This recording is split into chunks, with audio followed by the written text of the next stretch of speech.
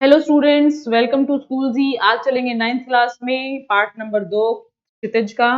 लहासा की ओर राहुल सांकृत्यायन इनके लेखक हैं इस पाठ के। तो तिब्बत के बारे में, तिब्बत की जिंदगी के बारे में इस पाठ में लेखक ने बताया है।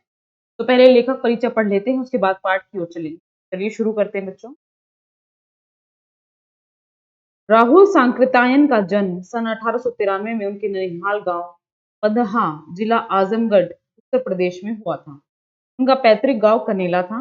उनका मूल नाम केदार पांडे था। उनकी शिक्षा काशी, आगरा और लाहौर में हुई। सन 1930 में उन्होंने श्रीलंका जाकर बौद्ध धर्म ग्रहण कर लिया। तब से उनका नाम राहुल सांकृत्यायन हो गया।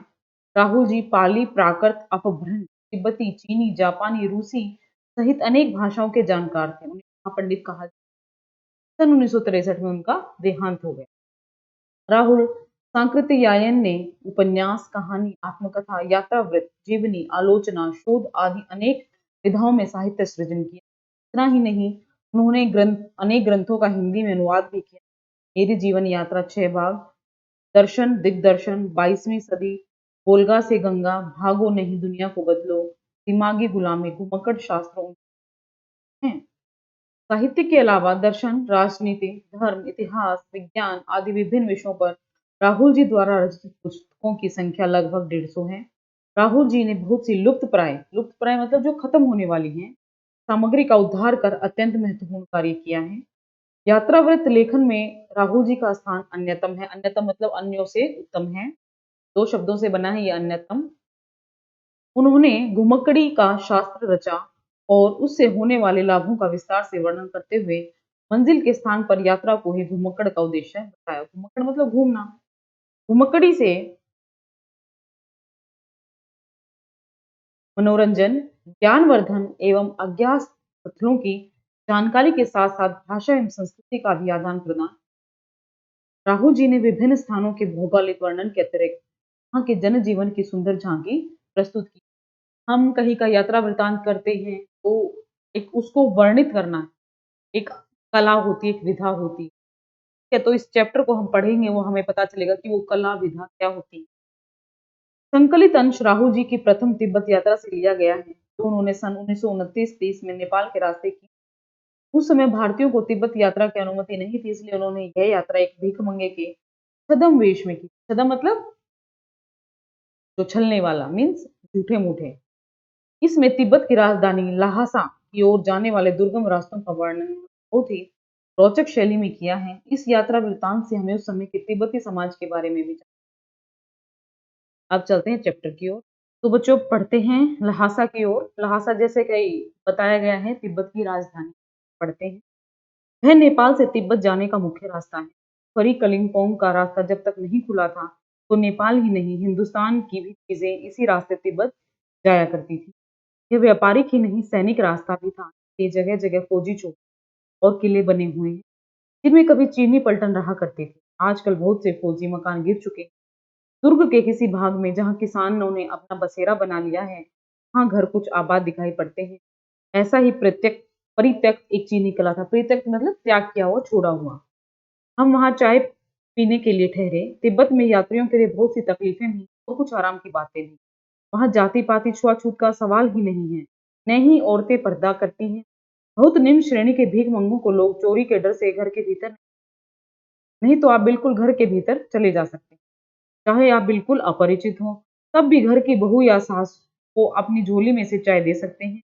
वह आपके लिए उसे पका देगी। मक्खन और सोडा नमक दे दीजिए, वह चाय चौड़ी में कूट कर उसे दूध वाली चाय के रंग की बना के मिट्टी के टोटीदार बर्तन में रख के आपको दे देगी। यदि बैठक की जगह चूल्हे से दूर है और आपको डर है कि सारा मक्खन आपकी चाय में नहीं पड़ेगा, तो आप खुद जाकर चौड़ी में चाय मत कर ला सकते हैं। चाय का रंग तैयार हो जाने पर फिर नमक मक्खन डालने की जरूरत होती है। परित्यक्त चीनी किले से जब हम चलने लगे तो एक आदमी राहदारी मांगने आया। हमने वह दोनों चिटें उसे दे दी। शायद उसी दिन हम ठोंगला के पहले के आखिरी गांव में पहुंच गए। यहाँ भी सुमति के जान पहचान के आदमी थे और भीख मंगे रहते हुए ठहरने के लिए अच्छी जगह। 5 साल बाद हम इसी रास्ते लौटे थे और भीख मंगे नहीं, एक भद्र यात्री के वेश में घोड़ों पर सवार होकर आए थे। किंतु उस वक्त किसी ने हमें रहने के लिए जगह नहीं दी और हम गांव के एक सबसे गरीब झोपड़े में ठहरे थे। बहुत कुछ लोगों की उस वक्त की मनोवृत्ति पर निर्भर है, खासकर शाम के वक्त छंग पीकर बहुत बहुत कम होश आवाज को दुरुस्त रखते। छंग मतलब शराब वगैरह होती है, कोई नशे की चीज है। फिर क्या है कि इस यात्रा वृत्तांत में राहुल जी ने अपनी प्रथम तिब्बत यात्रा के एक जो अंश है उस पर प्रकाश डाला है कि 1929-30 में लेखक तिब्बत नेपाल के रास्ते तिब्बत गया था। उन दिनों भारतवासी तिब्बत नहीं जा सकते थे। लेखक ने एक भिखमंगे का वेश धारण किया और तिब्बत में प्रवेश किया था। तो इसमें क्या है, लेखक ने तिब्बती समाज की जानकारी दी है और ल्हासा की ओर जाने वाले दुर्गम मार्ग का यथार्थ वर्णन। लेखक कहता है कि जिस रास्ते से नेपाल से होकर वह तिब्बत गया था, उसी रास्ते से हिंदुस्तान की चीजें नेपाल में लाई जाती। मतलब जो तिब्बत की एक खास बात थी, वहाँ छुआ-छूत, जाति-पाति कुछ अपरिचित होने पर भी वहाँ व्यक्ति मदद कर देते थे एक-दूसरे की, ठीक है? तो आगे चलते हैं हम। अब हमें सबसे विकट डांडा थोंगला पार करना। डांडे तिब्बत में सबसे खतरे की जगह है। 16-17 हजार फीट की ऊंचाई होने के कारण उनके दोनों तरफ मीलों तक कोई गांव गिराव नहीं होते हैं। नदियों के मोड़ और पहाड़ों के कोनों के कारण बहुत दूर तक आदमी को देखा जा सकता। डाकुओं के लिए ये सबसे अच्छी जगह है। तिब्बत में गांव में आकर खून हो जाए तब तो खूनी को सजा भी मिल सकती है, लेकिन इन निर्जन स्थानों में मरे हुए आदमियों के लिए कोई परवाह नहीं।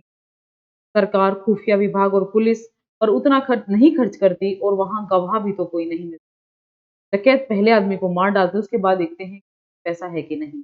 हथियार का कानून न रहने के कारण यहाँ लाठी का लोग पिस्तौल की तरह पिस्तौल बंदूक लिए फिरते हैं। डाकू यदि जान से न मारे तो खुद उसे अपने प्राणों का। गांव में हमें मालूम हुआ कि पिछले ही साल थोंगला के पास खून हो गया। शायद खून की हम उतनी परवाह नहीं करते क्योंकि हम भीख मंगे थे और जहां कहीं वैसी सूरत देखते टोपी उतार जेब निकाल कुची कुची एक पैसा, दया दया, कुची कुची का मतलब होता है दया दया, एक पैसा कहते भीख मांगने लगते हैं। लेकिन पहाड़ की ऊंची चढ़ाई पर पीठ पर सामान लाद कर कैसे चलते। और अगला पड़ाव 16-17 मील से कम नहीं। मैंने सुमति से कहा, यहाँ से लंगकोर तक के लिए 2 घोड़े कर लो, सामान भी रख लेंगे और चढ़े चले। इसमें लेखक क्या कहता है कि 16-17 हजार फीट की ऊंचाई तब जो थोंगला था उसको पार करना था, खतरे की जगह थी। 16-17 हजार फीट या बहुत हो जाता है भाई। मिलों के दोनों तरफ मिलों, कोई गांव नहीं था दूर दूर तक। डाकू वहां रहते थे, मतलब सेफ रहते थे। और तिब्बत में क्या है, यदि खून हो जाए तो खूनी को तो सजा मिल जाती है, लेकिन यहाँ मरे आदमी की कोई परवाह नहीं करता क्योंकि कोई गवाही नहीं देता है। और कानून न होने के कारण लोग जो है बंदूक पिस्तौल यही रखते हैं। कोई अवैध शस्त्र का कोई कानून नहीं है तो लोग ऐसे ही फिरते रहते हैं। अब लेखक और उसके साथी सुमति ने 2 घोड़े लंडकोर तक के लिए किराए पर ले लिए। ठीक है, आगे चलते हैं। दूसरे दिन हम घोड़ों पर सवार होकर समुद्र की ओर चले, सॉरी ऊपर की ओर चले। डांडे से पहले एक जगह चाय पी और दोपहर के वक्त डांडे के ऊपर जा पहुंचे। हम समुद्र तल से 17 से 18 हजार फीट ऊंचे खड़े थे। हमारी दक्षिण तरफ पूरब से पश्चिम की ओर हिमालय के हजारों श्वेत शिखर चले गए थे। बीटे की ओर दिखने वाले पहाड़ बिल्कुल नंगे थे, न बर्फ की सफेदी थी न किसी तरह की हरियाली। उत्तर की तरफ बहुत कम बर्फ वाली चोटियां दिखाई पड़ती थी। सर्वोच्च स्थान पर डांडी के देवता का स्थान था जो पत्थरों के ढेर, जानवरों की और रंग बिरंगे कपड़ों की झंडियों से सजाया गया था। अब हमें बराबर उतराई पर चलना था। चढ़ाई तो कुछ दूर थोड़ी मुश्किल थी, लेकिन उतराई बिल्कुल नहीं। शायद 2 एक और सवार हाथी साथी हमारे साथ चल रहे थे। मेरा घोड़ा कुछ धीमे चलने लगा था। मैंने समझा कि चढ़ाई की थकावट के कारण ऐसा कर रहा है और उसे मारना नहीं चाहता था। धीरे धीरे वह बहुत पिछड़ गया। मैं दो किन वस्तों की तरह अपने घोड़े पर झूमता हुआ चला जा रहा था। जान नहीं पड़ता था कि घोड़ा आगे जा रहा है या पीछे। जब मैं जोर देने लगता तो वह और सुस्त पड़ जाता। एक जगह 2 रास्ते फूट रहे थे। मैं बाएं का रास्ता ले मील 1.5 मील चला गया। आगे एक घर में पूछने पर पता चला कि लंगकोर का रास्ता दाहिने वाला था। फिर लौट कर उसी को पकड़ा। 4-5 बजे करीब मैं गांव से मील भर पर था तो सुमती इंतजार करते हुए मिले। मंगोलों का मुंह वैसे ही लाल होता है और अब तो वह पूरे गुस्से में। मैंने कहा, मैंने 2 टोकरी कंडे फूंक डाले। 3 बार चाय को गर्म किया। मैंने बहुत नरमी से जवाब दिया, लेकिन मेरा कसूर नहीं।